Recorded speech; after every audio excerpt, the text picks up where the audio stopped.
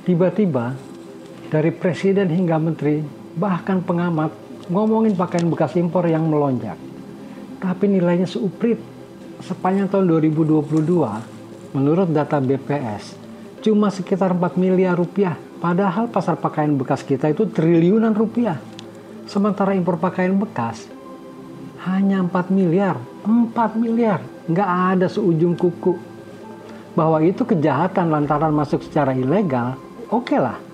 Tapi kalau disebut mengganggu pasar tekstil Indonesia, ya berlebihan. Kalau panik, jangan dengan pakaian bekas lah.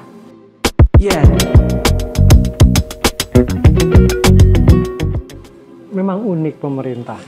Sampai-sampai impor pakaian bekas ini dianggap mengganggu industri tekstil di tanah air. Padahal nilai ekonomi pakaian impor legal di Indonesia itu triliunan.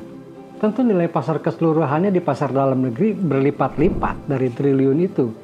Kemudian panik dengan barang haram yang masuk hanya senilai 4 miliar rupiah sampai-sampai presiden harus angkat bicara.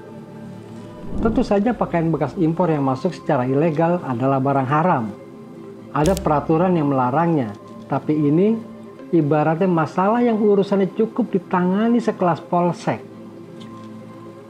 Tapi Kapolri sampai presiden harus turun tangan. Terus Menteri Perdagangan atau Bea Cukai dan Kementerian Perhubungan yang jadi penguasa pelabuhan kemana aja?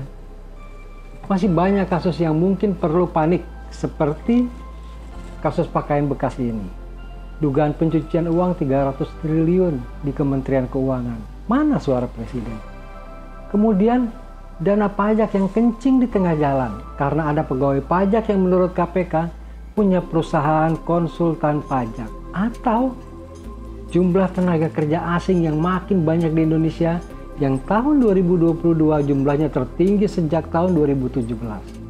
Sementara lebih dari 8 juta orang menganggur di Indonesia dan lebih dari 5 juta orang tidak mampu belanja kebutuhan pokok Rp350.000 per bulan.